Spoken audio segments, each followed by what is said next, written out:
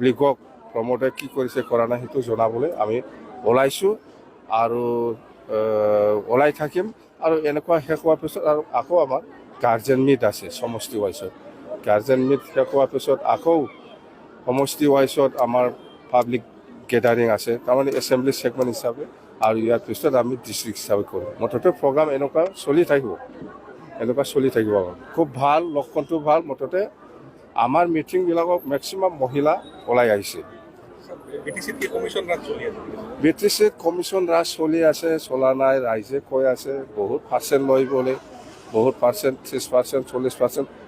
পইচা লৈ পেলাই বিল দি আছে বোলে কোনোবা পইচা দিলেও নাপায় এইবিলাক মই শুনি আছোঁ নিশ্চয় হ'ব নহ'লে কেনেকৈ এনেকুৱা প্ৰচাৰ হ'ব এই হিচাপত আমি চলাম আৰু BTC বাহিৰত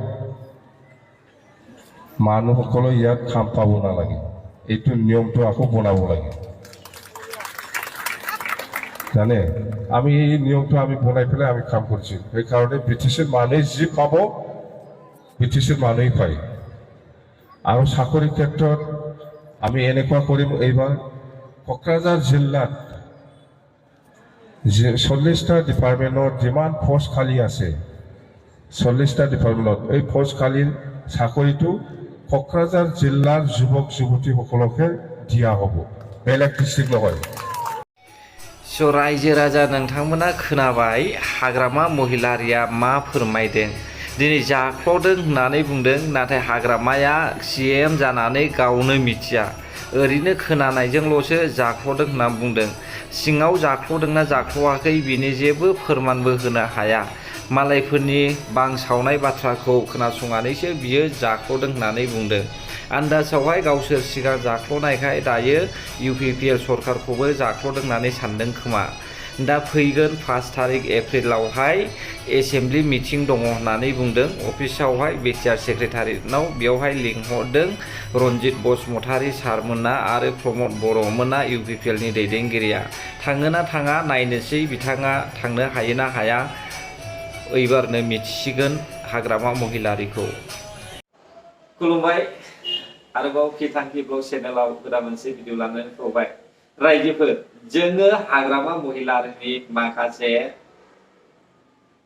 रेलिखौहाय नायनानै नुनो मोनबाय थारैनो हाग्रामा महिलारिया जेरैनो रनजित बसुमतारी सारा खयला मैलानि मोनसे एनुवेल प्रेस मिटिंआव बुंदोंमोन बेबायदिनो हाग्रामा महिलारिया थारैनो रेलियावबो दिनैहाय आइजोफोरखौहाय बांसिन फैदों होननानै बुंनायखौ जों नुनो मोनदों हाग्रामा महिलारिनि सरकारा जोबस्रांलांसिगोन नामा दिनै जोङो आरोबाव फारसेथिं खोनासंनानै मोनबाय हाग्रामा महिलारिया जुदि देरहायोब्ला BPF गभर्नमेन्टआ जुदि देरहायोब्ला क'क्राझार चिरांखौल' साख्रि होगोन होननानै बुंदों बिटिआरनि बाहेरायाव थानाय आरोबाव गुबुनाखौहाय जेबो नोजोर खालामा अब्ला बै क'क्राझार चिरांनि बाहेरायाव थानाय बाक्सा उदालगुरि सनितपुर गहपुर धेमाजि दङ बैसोरखौहाय हाग्रामा महिलारिया सिनाया रायजो नोंसोरो खोनासंनानै लाबाय आरो नोंसोर भिडिअआवनो मिथिनो मोनबाय बेखौ आं बुङाखै हाग्रामा महिलारियानो बुंखादों आरोबाव मोनसे खोथा नोंथांमोना बे भिडिअखौबो नायनानै ला आं हगारना होनायसै যেন আমি হাগ্ৰামা মহিলাৰী ডাঙৰীয়া চৰকাৰৰ দ্বাৰা আমি BTCখন উন্নতি কৰাৰ কাৰণে আমি আগুৱাই যাম এইখিনি ক'লো BPF ৰাজনৈতিক দলৰ কচ ৰাজবংশী চেল এটা গঠন কৰা হ'ল বিভিন্ন ফিল্ডত বিভিন্ন বেকগ্ৰাউণ্ডত কাম কৰি থকা ডাইৰেক্টলি BPFৰ লগত জড়িত হোৱা নাছিল তেখেতসকলে বৰ্তমানে তেওঁলোকে ৰাজনৈতিক পৰিস্থিতি আৰু বৰ্তমান BTCৰ হালতটো চাই তেখেতসকলেও BPFৰ লগত ডাইৰেক্টলি কাম কৰাৰ কাৰণে আজি আগবাঢ়ি আহিছে আৰু তেখেতসকলক লৈ আজি আমি ৰাজবংশী চেল এটা কমিটি গঠন কৰিব পাৰিলোঁ আমাৰ দীপাংকৰ ৰাজবংশী আমাৰ থংলা তেখেতে সভাপতি আৰু কোকৰাঝাৰৰ বেলথাৰীৰ দীপন অধিকাৰী এই দুজন যুৱকক লৈ जोङो बे भिडिअनि गेजेरजोंबो नुनो मोनबाय रायजोफोर बे भिडिअआ फोरमायदों हाग्रामा महिलारिनि गोहो गैयै दुरबलथा जेरैबो राहा गैयैनि थाखाय जाय मानसिफ्रा बर' हारिजोंहाय एगेन्स्ट बर'नि बिरुदि बर'खौ सैया बिसोरखौ हाग्रामा महिलारिया से पार्टी बानायनायखौहाय आरोबाव नुनो मोनदों। देरहासार बसुमतारिया बेयावहाय मा फोरमायदों बेखौबो जोङो नुनो मोनबाय आरो खोनानो मोनबाय। रायजोफोर देरहासार बसुमतारि, खाम्फा बरगयारि, रबिराम नार्जारि बिथांमोना एक नाम्बार थगायसुला रायजोफोर, बर' हारिनि गेजेरावहाय एक नाम्बार थगायसुला। बिसोरनि थाखायनो जोंनि बर' हारिनि रायजो राजाफ्रा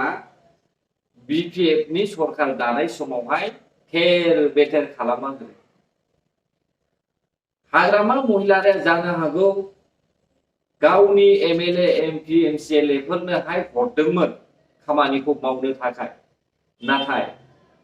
मोजाङै दायथ' लायैनि थाखाय BPF गभर्नमेन्टआ 2020 मायथाइयावहाय जेननो गोनां जादों। IMAYG न' मोनदोंमोन बै समावहाय, नोंगौ थिग गनायो, नाथाय बै समाव IMAYG मोननाय न'खौहाय BPFनि दैदेनगिरि मेम्बार्सफोर आरो बेनिफिसियारिफोर बिसिनि गेजेरावहाय बुजा बुजि जालायनायनि थाखाय गोबां न'आ लुफुंजायाखै आरो गोबांथार मावनो गोनां खामानियाबो मावफुंजायाखै। आरो सासे मानसिया बुंदों फेरेंगा बसुमतारि सारनि दानि हानि लेखा होनायावहाय बिथाङा एगेन्स्ट बाथ्रा बुंनायखौ जों नुनो मोनदों। बिथाङा ओरैबायदि बुंदों बे हानि लेखाखौ जोङो होखानायसोमोन, रेडि खालामनायसोमोन। नोंथाङा होखानायसैमोनसो होनना बुंदों, फिउचार टेन्सखौसो लाबोदों नोंथाङा, इयुन बिदिन्थाखौसो लानानै फैदों। नाथाय माब्ला होगोन, माब्लानि समावहाय नोंथांमोना बे हानि लेखाखौ होगोन? गोदान सरकार फैयोब्ला होगोन ना आरोबाव गोदान देरहाबावोब्ला होगोन ना बेसेबां बोसोरसिमाव होगोन? 17 बोसोरसिमावबो जुदि मोनसे हानि लेखाखौ क्लियार खालामनानै होआखैब्ला अब्ला नोंसोरहालाय नोंसोरखौ बुजि मा बाखि दंबावो? माबोरै होनो हागोन दाने UPPL सरकारा? आरो बे रावावहाय बुंनो थांगोन जायफ्रा BPF सापर्टारफोर रेडि खालामनो दोनखाबाय नालाय ओंखायनो इसोरो ग्रोबबान होनो हाबाय, नै बेफोरबायदि रावखौहाय बाहायगोन। नाथाय बेबो नङा, BPF सरकारा जुदि देरहाबावोमोनब्ला बे हानि लेखाया आरोबाव पेन्डिं जानानै थागौमोन। जुदि हाग्रामा महिलारिया बै समावहाय गामि गामि थांनानै बिनि मेम्बार्सफ्रा, समस्थियाव थानाय मेम्बार्सफ्रा मा मावदों मा मावा, सोरनि न'आ कमप्लिट जादों सोरनि न'आ कमप्लिट जायाखै, बेखौ नायहैयोमोनब्ला निस्सय BPFआ जेननाय नङामोन। UPPL सरकारनिनो जेनेरेल सेक्रेटारि राजु नार्जारि बिथाङा बुंदों हाग्रामा महिलारिया मेम'रिनि चिप्सखौहाय चेन्ज खालामनांसिगौ। बे मेम'रियाखौहाय लाबाय थायोब्ला एखे गानानो गाबबाय थागोन होनना बुङो। जुदि बे मेम'रि चिप्सखौ चेन्ज खालामाब्ला बियो बे मेथाइयानो रिपिट जाबाय थागोन। नंगौ सैथो, हाग्रामा महिलारिया साननाय हनायखौहाय गावनि मेम'रिखौ मेलेमखौहाय बाहायनांसिगौ, गोदान प्लान लानांसिगौ। आरो बे मोनसे खोथाया बेनो, जुदि नैबे राजु नार्जारिनि बुंनाय रावफ्रा सैथोब्ला हाग्रामा महिलारिया रायजो राजाजों होसोजागोनसो रायजोफोर। थांनाय नलेज फेस्टिभेलावहाय UPPLआ खुंनाय जि मेला, बेयावहाय BPFआ ओरैबायदि जाख'नायनि बाथ्रा बुंनानै होदों, 45 crore बे मेलायाव बाहायदों होननानै बुंदों। नाथाय जेनेरेल सेक्रेटारि राजु नार्जारिया फोरमायनाय बायदिब्ला 3.5 crore होनना बुंदों। अब्ला बेसेबां थगायदों नायदो नोंसोरो रायजो राजा नोंथांमोना बिजिरनानै नाय जायफ्रा एनडिएफबि केडार जायफ्रा मोननो गोनां दङ मुंख्लंफोर बिसोरबो एप्रिल दाननि 3 अक्ट'आवहाय बिटिएड सेक्रेटारियेट अफिसाव लिंहरदों बेयावहाय होनाय जागोन होननानै जों खोनादों दिनै हाग्रामा महिलारि साना जेरैबो राहा गैयिनि थाखाय गुबुन गुबुन पार्टि बानायबाय थानायखौ जों नुनो मोनदों दा थगायजा रायजोफोर बिपिएफ गभर्नमेन्टआ रायजोखौहाय फोजौग्रा नङा बिपिएफ गभर्नमेन्टआ रां रुफाखौहाय हास्थायग्रासो जायफ्रा बिपिएफनि सापर्टार बिसोरखौल'सो नायग्रा जोङो सिगांबो नुबोखाबाय बिपिएफ सापर्टारखौल' नोजोर होयो गुबुनखौ नङा नाथाय इउपिपिएलआ मा बिपिएफ मा इउपिपिएल गासैखौबो मदद खालामो रायजोफोर नैबे मानसिया लाजिनो रोंखोना रोंदिया बिपिएफनि जानानैहाय बासन होनोहाय बिथाङा बुंदों बर' हारिनि हारिमु खेराइ मोसानाय बर' हारिनि गाननाय जोमनाय दख'ना समायना रमायना आगरा गोमालांजोबसिगौमोन होननानै बुंदों नाथाय बिथांमोनानो बर' हारिनि दख'ना गाननाय जोमनाय समायना रमायना आगरखौहाय खोमोरनो नागिरग्राया खेराइ मोसानायखौहाय फोजोबनो नागिरग्राया बाथौ मोसानायखौहाय फोजोबनो नागिरग्राया बिसोरनि थाखायनो जोंनि बर' हारिया रावजोंबो सिनाय जायाखै बिसोरो जुदि 17 बोसोरावहाय मोजाङै मावोब्ला बर' हारिया दानि जुगाव सिनायजायै रावबो थानाय नङामोन नाथाय इउपिपिएल सरखार फैनायनि उननिफ्रायसो दा बर' हारिया सारा प्रिथिबियावनो सिनायजानो हादों लाजिनो रोंखोना रोंदिया नैबे बिथां मेसेज होग्रा स्पिच पार्सना एसेबां लाजिंसिं गिनोबो रोङा लाजिनोबो रोङा माबायदि मानसि बिसोरलाय आयौ आयौ आयौ सारा प्रिथिबियावहाय मुलुगनि गेजेरावहाय इन्डियायावहाय बर' जाथि दं होननानैहाय जों माब्लाबाबो सिनायजायामोन 2020 मायथाइनिफ्रायसो बर' हारिया सिनायजानो हादों नोंसोरलाय माथो सानो बिपिएफ सापर्टारा आंनि साननाय मथे बायदिब्ला न' थांनानै आखाइयावहाय रां रुफा गथायनानै हैब्लाल' गोजोननो जानो हागौ अब्लासो मा होनो जौगानायखौ लाबोमारबाय होनना सानो खोमा गामि गामि थांनानै न'खर न'खर एपइन्टमेन्ट लेटार होब्लाल'सो जौगानायखौ लाबोबाय होननानै सानो खोमा नाथाय बिदि नङा सारा प्रिथिबियावनो मोनफ्रोमबो स्टेटआवनो नोंथांमोना नाय बयहाबो स्किम दङ स्किमनि गेजेरजोंसो खामानिखौ मावो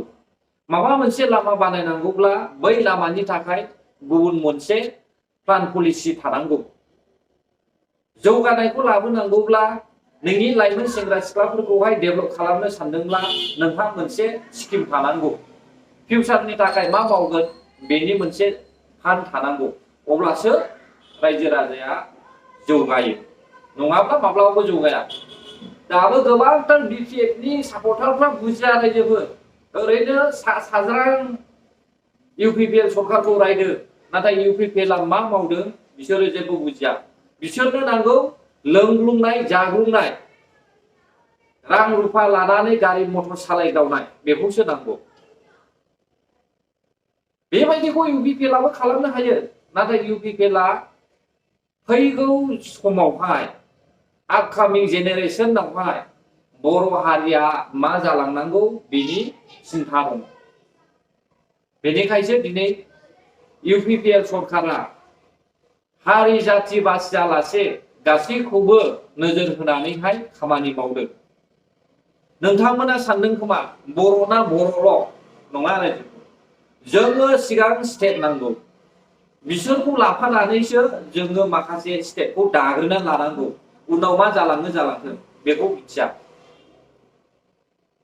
जोङो दुंदुं हाव हाव थै गरम देखायनानैहाय बर'फोरखौल' आसि थुनानै गुबुन हारिखौहाय नेवसियोब्ला जोङो एसेबां सापर्ट मोनाबो जानो हागौ बेनिखायनो जोङो नोंसोरो सायाव सापर्ट खालाम नाथाय सिङावहाय सापर्ट दा खालाम जोंफोर मिथिगौ गुबुन हारिजों थायोब्ला मा जायो बेखौहाय जोंफोर गासैखौबो ए टु जेड मिथिगौ बिसिनि गोसोआ मा बर' हारिनि गोसोआ मा स' रायजोफोर आं बे भिडिअखौ बेसेखिनिखौनो लाबोदोंमोन जुदि भिडिअआ सोरनिबा थाखाय साबजाथावना जायाखैब्ला सोरनिबा थाखाय बिस गोनां जाबायब्ला आंखौहाय बर' हारिनिनो सासे इउटुबार्स होननानैहाय निमाहा होगोन होननानै आं आसा खालामबाय आरो बे भिडिअखौ नायग्रा साफ्रोमनिसिमबो आंनि अननाय आरो खुलुमनायखौ बावहरनानै आं बे भिडिअखौ बेयावनो फोजोबनाय जाबाय गोजोन्थों रायजोफोर बर' हारि जै जाथों जै बर' हारिनि